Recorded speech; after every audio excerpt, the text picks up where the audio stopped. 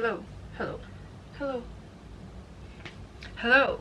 Welcome back to another video. For those who don't know me, my name is Aki and I am a hotel management student in the Hong Kong Polytechnic University, also known as PolyU. So in today's video, I'll be talking about GUR subjects, also known as your general university requirement subjects. If you're a PolyU student, you don't know what they are. Well, I'm glad you're here because I'm here to let you know everything you need to know about GUR subjects as a PolyU student. And without further ado, let's get right to it. So first of all, you may be wondering, what exactly are GUR subjects? So PolyU actually put these classes so that they can somewhat make their students to an all-rounder and more knowledgeable about things other than the stuff that they're learning in their own department. So things like science when you're not a science student, or how to give back to community, how to have a healthy lifestyle, yada yada yada. Promote holistic development in your undergraduate year. So that's literally what they wrote on their website, which I will link down below for you to check it out. I kind of understand where they're coming from, but honestly, is it really necessary? I'm just saying. So why are they important to you? Because these classes are by far one of the most essential classes for you to complete. These classes play a role with your graduation in PolyU as an undergraduate student. Without completing and passing these classes, you won't be able to graduate from your degree, even if you took all the core subjects in your department. If you don't complete them, you don't get to graduate, and you don't want that happening. Right? You don't fulfill them, you don't get to graduate. You don't get to graduate, no degree. No degree, if you're Asian, no degree, no job. No job, no money. No money, no family. No money, you die. So what you need to know about GUR subjects is that you have to fulfill 6 components in the GUR, which you may have heard of, but you don't know that these are GUR subjects. And these components are known as the freshman seminar, language and communication requirement, which are the EREW, CRCW, the 2 English classes, the Chinese class, and the CSR, which is the Chinese Studies requirement class, where you need to know about the Chinese culture and societies. Leadership and interpersonal development, service learning, cluster area requirement classes, also known as your GUR subject, and last but not least, healthy lifestyle. If these classes sound familiar to you, congratulations, you're exposed to somewhat a bit of the GUR subjects. These classes can be taken whenever throughout your undergraduate time in PolyU, but it is encouraged that you take these classes in your first 2 years, better yet in your first year, because workload is much lesser. And also in your first year, you basically have very little core classes to complete. If you take these classes closer towards your graduation, you are going to suffer even more because you'll have that thought of these classes being less important as compared to the classes that you are focusing on in your 3rd and 4th year. And because of that, you will tend to neglect your GUR classes, which is very normal, but also it's not really good because they play a role with your GPA. And if you're someone who really cares about your GPA, this is something that you should really plan ahead. But if you think cramming all of this in your first year is too difficult, of course it's okay to take it in the next year. But you can also have the option of taking these classes during the summer semester. Summer semester usually only offers core subjects and electives, and I'm not sure about minors, but not the really major classes. I think because there's not a lot of time for you to actually fulfill all of that. And speaking of time, if you're going to be taking this during the summer semester,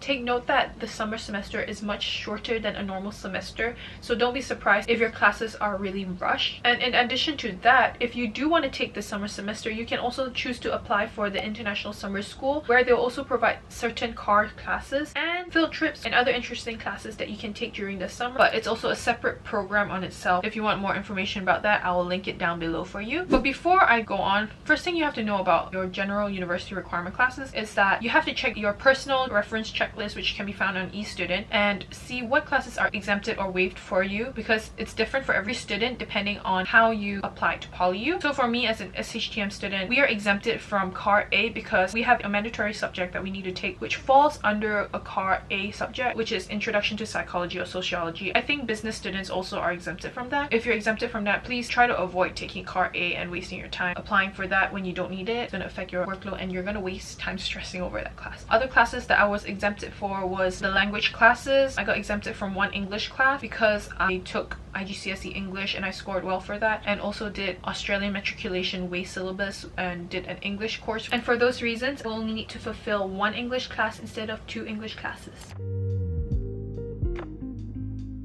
There are 4 CAR subjects you need to fulfill, which are CAR A, B, C, D. You are most likely going to spend most of your first year completing these classes, so don't be surprised if you feel like you haven't really been learning much about your degree in your first year. It's okay, it's absolutely normal. Each semester offers different CAR subjects. There's actually a list on the GUR website that I will link down below for you to see. It's a good place for you to check the classes because there's this table where you can actually check which classes are offered in the semesters that you're looking for, and they'll give you the subject code, subject title, the subject syllabus, the levels, and whether or not it fulfills CSR, EREW, CRCW. Then you must be wondering, what are the CSR, CRCW, EREW? This part gets a bit confusing, but that's okay because I am here to break it down for you. Remember how I mentioned that you have to fulfill 6 components in GUR subjects, and under that 6th component there's a part where it says language and communication requirements. So they have 2 parts to it. The first part is the language classes that you have to take, a class that's all on its own. Then the second part is the CSR, CRCW, EREW. In order to fulfill them, they're not actually a class on its own, but it's a feature of the classes that you take that will fulfill these components of your general university requirements. Let's say we're going to CAR A subjects. When you go to the website, you choose CAR A subjects for semester 1 of this coming year, and then they'll show you the list of the classes that are provided, and then you can actually choose what you're looking for. Then you can see on the right hand side of the column that it shows level, CSR, CRCW, EREW, so whether or not it fulfills that and what level it is. For example, for classes like Chinese medicine, myth or treasure, it says the level, it says the code,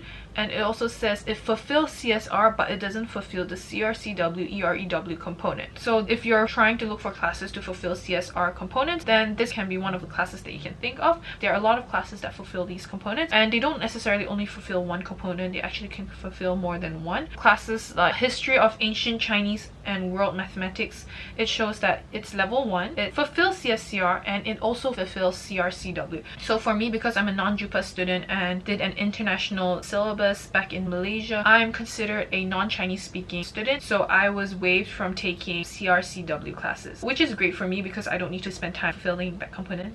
If you're an international student, you're usually waived from doing that. But it still depends on your transcript. Not all international students are exempted from taking CRCW, because if your transcript shows if you've had Chinese language education to a specific level, you will most likely need to take CRCW. So for example, if you're a student from Taiwan or mainland China, chances are you will most likely need to take CRCW because you have sufficient Chinese language understanding in order to fulfill the CRCW requirement. Whereas for other international students who have 0 to minimal Chinese language exposure, just like me, it wouldn't make sense for you to have to fulfill the CRCW component because you're gonna have a hard time and you won't really understand what's going on. So that is why you will most likely be exempted from taking these classes. But please check your reference checklist so that you can be sure that you do not need to take the CRCW component. Don't just assume that you don't need to take it just because you're watching this. Be 100% sure that you don't need to take it. So the basic requirement for this is to take 1 Chinese class and 2 English classes. But like I said, this really depends on your transcript and how you apply to PolyU. And because of that, you may be exempted from certain classes. So do check your personalized reference checklist in order to see what classes you do not need to take. You're usually pre-assigned to these classes in the first semester of your first year because it is encouraged that you take these classes, especially your English classes, in the beginning stages of your undergraduate studies in PolyU. In these classes, you're taught to write academic essays, and if you're not exposed to that, you're really going to have a hard time because that's the format that you're going to be using to write most of your assignments throughout your undergraduate studies in PolyU. So that means you have to take these classes before you apply for your EREW classes. If you don't know how to write an academic essay and you enter these classes with the EREW requirement, you are going to have a hard time. The purpose of the EREW is so that they can test your English proficiency and basically your reading and writing, but more on your writing, because they can't really test your reading, that's on your self-study part, but the writing part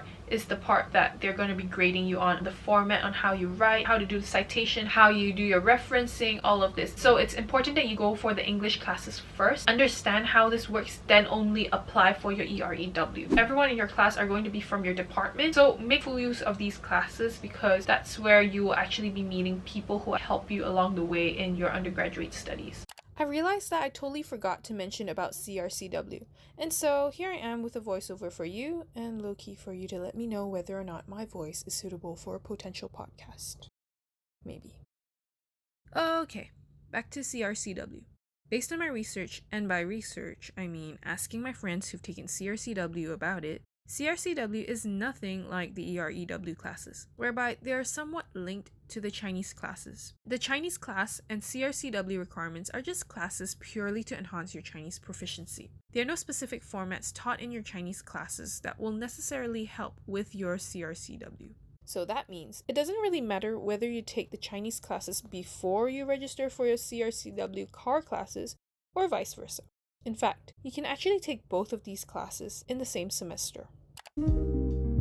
Even though it's a general university requirement, you may think that, oh, it shouldn't be that difficult to pass. No. There are levels to it. They're not always easy. You actually need to put effort in it in order to do well. And some of these classes do have exams, especially for Car D. If you're someone who don't like it and you're going to have exams for these classes, you're going to be spending more time focusing on these classes, trying to do well and acing it. So check the subject syllabus before registering to these classes during your subject registration, which I've made a video about and I will link it down below for you to check. There's also a list of what are some GUR subjects people highly recommend through, I believe, WhatsApp groups. I think it's more familiar in the local community. But if you're a non-Cantonese speaker and want to get a hold of this list, look for locals who are very involved in the local community and see if they know about this list. When you register for these subjects, do take note that classes that ends with C means that these classes will be taught in Mandarin or Putonghua. That's how it's said in Hong Kong. Don't be surprised if you get into class and everything's taught in Chinese. So that's all for today's video for GUR. I hope it made more sense for you guys and that you guys are more clear about this. If you completed all GUR subjects, please give it a thumbs up so I know that you are pretty amazing. Oh, and it'll be really great if you guys could comment down below what are some of the GUR classes that you guys highly recommend. It would be super useful for those who are watching this video. If you made it all the way here, thank you so much. You guys are amazing. And I will see you in the next video.